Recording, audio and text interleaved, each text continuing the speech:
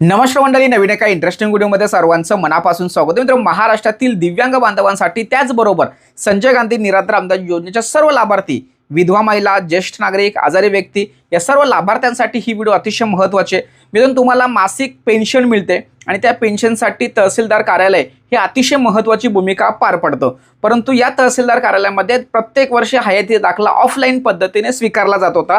परंतु आता digital India किंवा डिजिटल महाराष्ट्राच्यामुळे या ठिकाणी ऑनलाईन पद्धतीने बेनिफिशियर सत्यापन ॲपच्या माध्यमातून तुम्हाला ऑनलाईन हयाती दाखला काढून, कदाचित काही तहसीलदार कार्यालयामध्ये त्याची प्रत घेतली किंवा काही ठिकाणी घेतली नाही, परंतु तुम्हाला हयातीचा दाखला ऑनलाईन पद्धतीने सादर करण्याची या ठिकाणी संधी किंवा त्या ठिकाणी तुम्हाला मुभा दिली होती. आणि काही लोकांनी काढलं किंवा काही लोकांनी काढलेलं नाही. परंतु या व्हिडिओच्या माध्यमातून ज्या लोकांनी काढलेलं नाही त्यांच्यासाठी धोक्याची घंटा अशी की ऑगस्ट महिन्याचे पैसे तुम्हाला मिळणार नाही. लक्षात ठेवा, ज्या लाभार्थ्यांनी हयातीचा दाखला काढलेला नाही त्यांना ऑगस्ट महिन्याचे पैसे मिळणार नाही. आता तुम्ही सांगा, संजय गांधी निराधार अनुदान योजनेचे जुलै महिन्याचे पैसे आलेले नाही सर, तुम्ही ऑगस्टचं बोलताय. जुलै महिन्याचे पैसे येतील, काळजी करू नका. दिव्यांग बांधवांना जुलै महिन्याचे पैसे आलेले आहेत, ऑगस्ट महिन्याचे पैसे येणार आहेत. पण हे ओव्हरऑल मला सांगायचं एवढंच आहे की हयातीचा दाखला न काढणाऱ्या लाभार्थ्यांना ऑगस्टचे अनुदान किंवा पेन्शन ही बंद होणार आहे. हे एक महत्त्वाची माहिती तुम्हाला द्यायची होती. त्याचबरोबर दुसरी माहिती सुद्धा ऐका.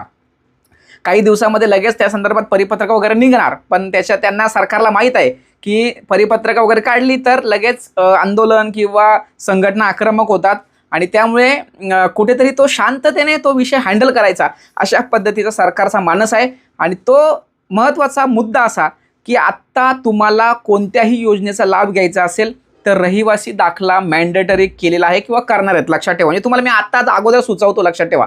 तर तुम्हाला रहिवासी दाखला काढायचा. आता अनेक लाभार्थ्यांच्याकडे डोमासेल सर्टिफिकेट आहे, काही लोकांकडे रहिवास प्रमाणपत्र आहे. पण डोमासेल सर्टिफिकेट ॲक्च्युली वेगळा असतो आणि रहिवास प्रमाणपत्र वेगळा असतो. रहिवास प्रमाणपत्र म्हणजे काय, ते तुम्ही त्या जागेवर किंवा त्या तुमच्या पत्त्यावरती 15 वर्षापासून राहता याचा पुरावा म्हणजे रहिवास प्रमाणपत्र. डोमासेल सर्टिफिकेट सुद्धा त्याचाच प्रकार आहे, पण तो थोडासा दाखला वेगळा आहे, लक्षात ठेवा. पण काही तहसीलदार कार्यालयामध्ये दोघांपैकी एकच दाखला चालतो. काही टेन्शन घेऊ नका, डोमासेल असेल तरी चालणार आहे, रहिवास दाखला असेल तरी चालणार आहे, पण दोघांपैकी एक तरी तुम्ही काढलं गेलं पाहिजे. लक्षात ठेवा, मी तुम्हाला आत्ताच सांगतोय. नाहीतर एखाद्या योजनेचा घोषणा राज्य सरकार करेल आणि मग नंतर तो कागदपत्र नसेल तर तुम्ही त्या योजनेचा फॉर्म भरू शकत नाही. आता दिव्यांग सहाय्यक पोर्टलवरती तुम्ही बऱ्यापैकी ऑब्झर्वेशन केलं असेल की बऱ्यापैकी ज्या काही योजना आहेत त्या योजनांसाठी रहिवास प्रमाणपत्र मॅन्डेटरी केलंय.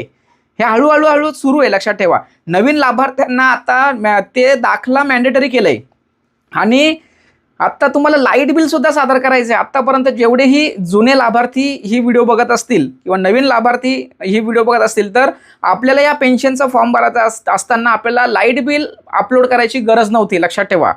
आणि लाईट बिलच्या जर तुमचं लाईट बिल जर जास्त आलं तर तुम्हाला या योजनेचा फॉर्म सुद्धा भरता येणार नाही. आता म्हणजे तुम्हाला मी अशा महत्त्वाच्या गोष्टी सांगतोय, त्या गोष्टी घडणार आहेत.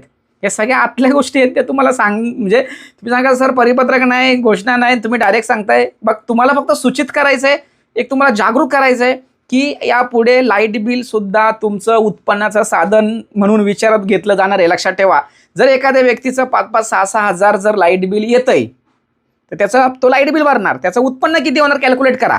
आपल्याला तुम्हाला सर्वांना माहिती आहे 21,000, 50,000, 60,000 या सगळ्या गोष्टीचं गणित आपल्याला आपल्या योजनेसाठी अतिशय महत्त्वाचं आहे. तर लाईट बिल सुद्धा ते लोक मागतायत. आता या सगळ्या गोष्टीत हयातीचा दाखला, रहिवास प्रमाणपत्र, नवीन फॉर्मवाल्यांना लाईट बिल, कदाचित जुन्या लोकांसाठी लाईट बिल, या सगळ्या गोष्टी पुढे होणार आहेत.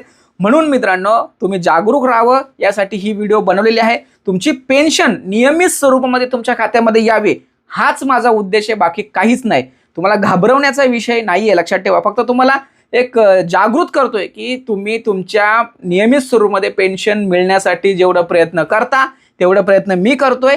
त्यामुळे तुमची पेन्शन तुमच्या खात्यामध्ये प्रत्येक महिन्याला आली म्हणजे मला समाधान वाटतं, म्हणून हे कार्य सुरू आहे. लक्षात ठेवा, महत्त्वाची अपडेट, महत्त्वाची माहिती लाभार्थ्यांपर्यंत पोहोचण्यासाठी नेहमी सहकार्य करत आलेत, आता सुद्धा करेल. ही व्हिडिओ सर्वांना शेअर करा. भेटूया पुढील व्हिडिओसह. तोपर्यंत धन्यवाद. जय हिंद, जय महाराष्ट्र.